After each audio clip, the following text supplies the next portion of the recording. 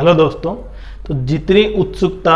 SSC CGL final result की थी, अब उससे ज़्यादा कहीं ना कहीं फाइनल आंसर की जो आएगी उसकी बनी हुई है। क्यों? क्योंकि उसके बाद ही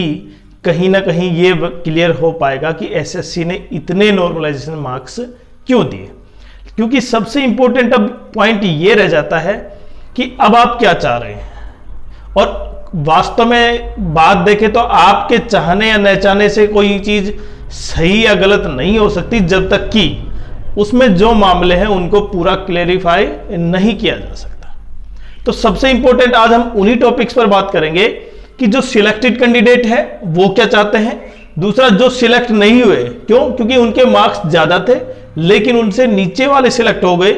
उसी कैटेगरी की बात कर रहा हूं मैं, और इसलिए वो चाहते हैं कहीं ना कहीं हमारा भी सिलेक्शन हो। तीसरा, जो एसएससी अपने स्टैंड पर क्या लेती, देखिए जो एसएससी ने रिजल्ट निकाला है, क्या एसएससी अपने स्टैंड पर रहती है, जो रिजल्ट है वो क्या सही, और उसके बाद जो आंसर की आएगी फाइनल उसमें जो खुलासा निकल के आएगा उसके बाद कोर्ट केस की, क्योंकि ये तैयारी कर ली है बहुत से अच्छे टीचरों के द्वारा कि जो सिलेक्टेड कैंडिडेट हैं, क्योंकि उनका डीवी, अभी मैं डीवी की बात करूं और ज्वाइनिंग की बात करूं, वो पहले से सिलेक्टेड थी, कहीं ना कहीं अप्रैल में जो रोजगार मेला होगा उसमें हो सकता था, जिस तरह से अगर ये मामला बिल्कुल यूं का यूं चलता रहता, और डीवी की डेट थी क्लियर, उसका भी इफेक्ट बताएंगे कि क्या हो सकता है, क्या उनकी ज्वाइनिंग लेट हो सकती है, ज्वाइनिंग में कितने महीने एक्सटेंड हो सकते हैं, या ज्वाइनिंग जो बताई गई है उसी के अनुसार हो सकती है, इसके बारे में बात करेंगे। लेकिन अभी जो कैंडिडेट हैं सिलेक्टेड, उनके मन में भी ये कहीं दुविधा है कि उनका सिलेक्शन हुआ है, कहीं वो चेंज ना हो जाए, क्योंकि जिस तरह से कयास लगाए जा रहे हैं, जिस तरह से दिखाया जा रहा है, या जिस तरह से रोल नंबर जो नॉर्मलाइजेशन के दिए हैं एसएससी ने, जब तक एसएससी उसको क्लैरिफाई नहीं कर देती फाइनल आंसर की के बाद, तब तक ये बना रहेगा उनके माइंड में भी। और अगर ये क्लियर हो जाता है कि एसएससी ने जिस आधार पर मार्क्स दिए हैं, लेकिन उसका आधार भी थोड़ा सा कहीं ना कहीं संदिग्ध है, कि मैं बात करूं यहां पे ओबीसी 300 यूआर की बात करते हैं, 325 थे, उसके मार्क्स 335, 324 मार्क्स थे, उसके 335 हो गए, मतलब यहां पे उसको नॉर्मलाइजेशन के 9 मार्क्स मिले। मैं यूआर कैटेगरी की बात कर रहा हूं। अगर वही कैंडिडेट यहां पे 310 पे सिलेक्शन एससी का नहीं हो पाया, जिसके रा स्कोर 310 थे, 314 जिसके मार्क्स थे उसका सिलेक्शन हुआ है,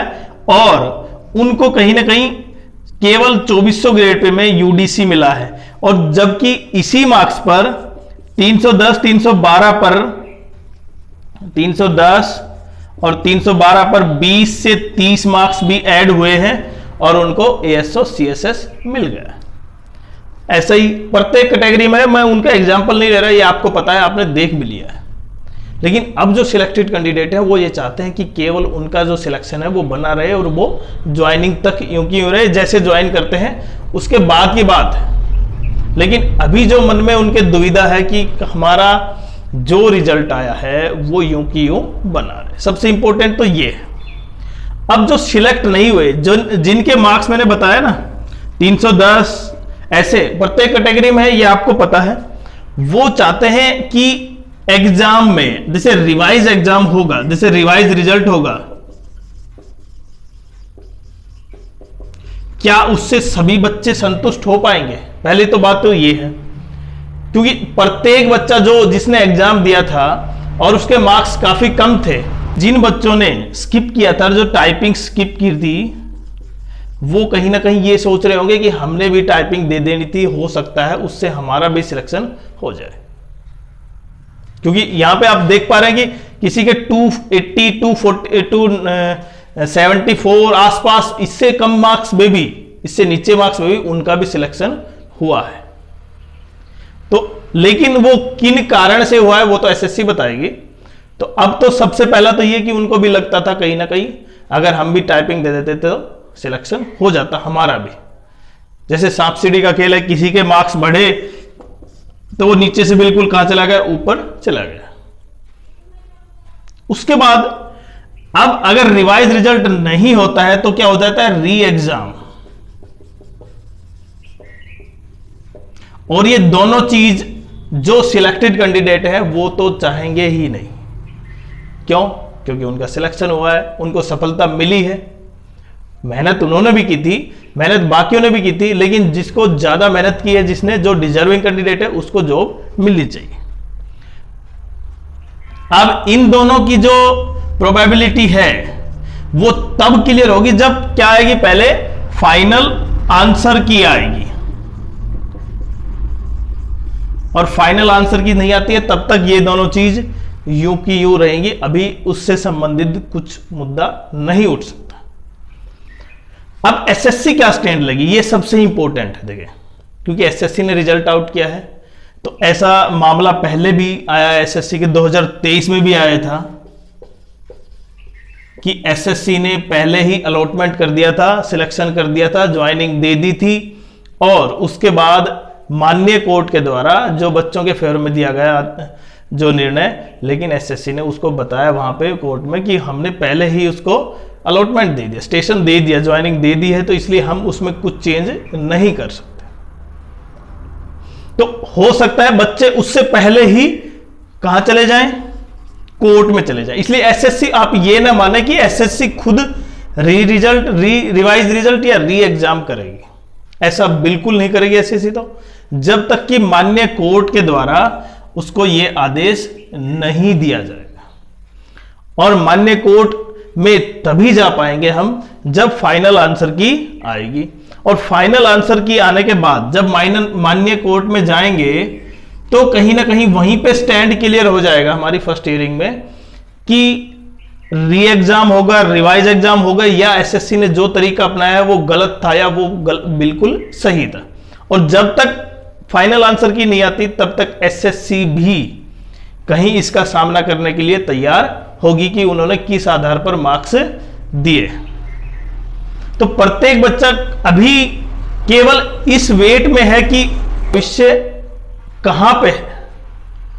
जो सिलेक्टेड है वो भी और जो सिलेक्ट नहीं हो पाए वो भी, लेकिन मेहनत सबने की है, किसी ने ज्यादा की है, किसी ने कम की है, और जिसने ज्यादा की है तो उसका सिलेक्शन पहले मिलना चाहिए। ये सबसे इंपॉर्टेंट है,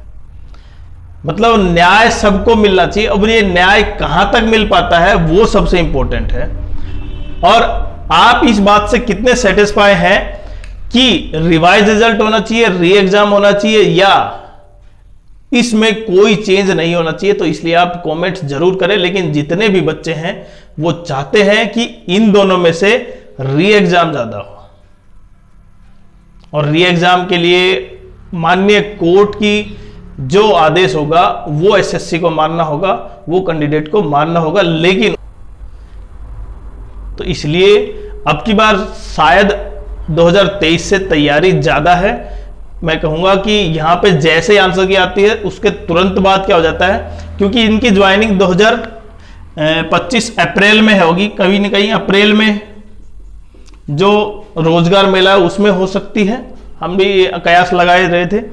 लेकिन उससे पहले कहीं ना कहीं माननीय कोर्ट ये निर्धारित कर देता है कि इस तरह से इसमें ये हुआ है, तो कहीं ना कहीं उससे कुछ निर्णय सामने आ सकते हैं। वो क्या निर्णय होंगे वो तो समय ही बताएगा, लेकिन हम केवल कयास लगा सकते हैं कि किस तरह के निर्णय हो सकते हैं।